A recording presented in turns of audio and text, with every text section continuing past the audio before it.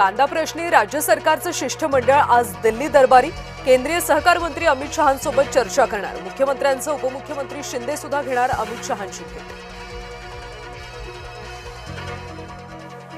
विधान परिषद निवडणुकीबाबत आज महाविकास आघाडीची बैठक। हर्षवर्धन सपकाळ, शशिकांत शिंदे, आमदार अंबादास दानवेंच्या उपस्थितीत जागा वाटपाबाबत खलबतं।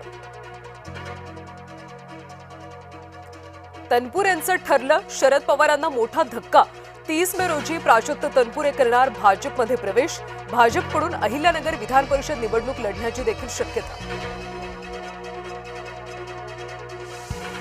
राष्ट्रवादी काँग्रेसच्या बैठकीमध्ये सुनील तटकरे भडकले। पक्षाच्या अध्यक्षा सुनेत्रा पवारांना उद्देशून खडा सवाल। तटकरेंच्या भाषणापूर्वीच पार्थ पवारांचा बैठकीतून काढता पाय। निधी वाटपाचा वाद मिटवण्यासाठी महायुतीच्या समन्वय समितीची बैठक। बैठकीत तोडगा निघणार का याकडे लक्ष।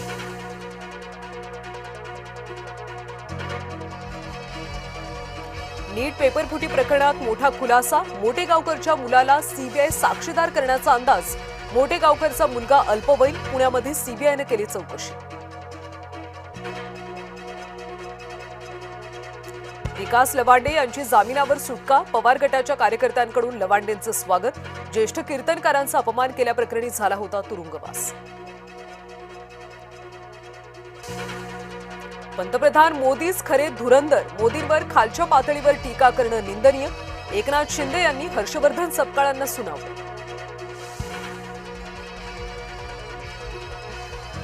पश्चिम महाराष्ट्र देवस्थान समितीमध्ये कोट्यवधींचा भ्रष्टाचार झाल्याचा आरोप। क्षत्रिय मराठा रियासत फाउंडेशननं केला आरोप। जळगावात रेल्वे भरतीच्या नियुक्तीपत्रासाठी उपोषण। नोकरी मिळत नसल्याने अनेक जण अविवाहित।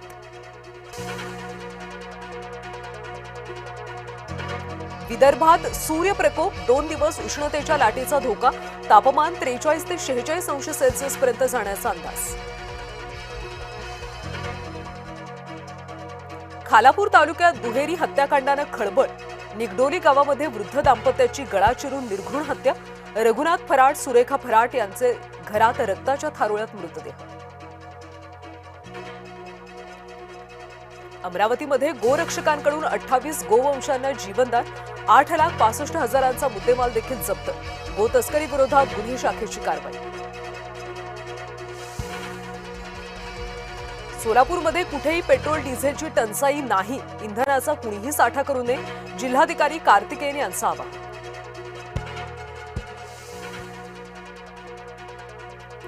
लग्न ठरलं, खर्च झाला आणि पीएसआयने लग्नाला नकार दिला। बीडमधली धक्कादायक घटना।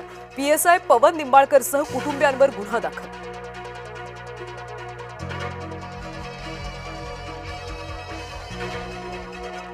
देशभरात आज बकरी ईदचा उत्साह। मुस्लिम बांधवांकडून मशिदींमध्ये सामूहिक नमाज पठण।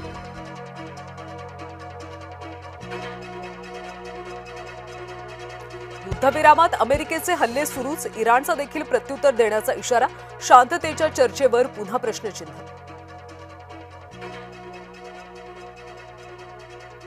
पहिल्या क्वालिफायरमध्ये आरसीबीचा जीटीवर 92 रन्सनी दणदणीत विजय।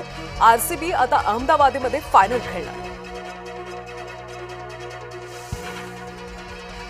आज न्यू चंदीगडमध्ये रंगणार एलिमिनेटर सामना। हैदराबाद समोर राजस्थानचं आव्हान।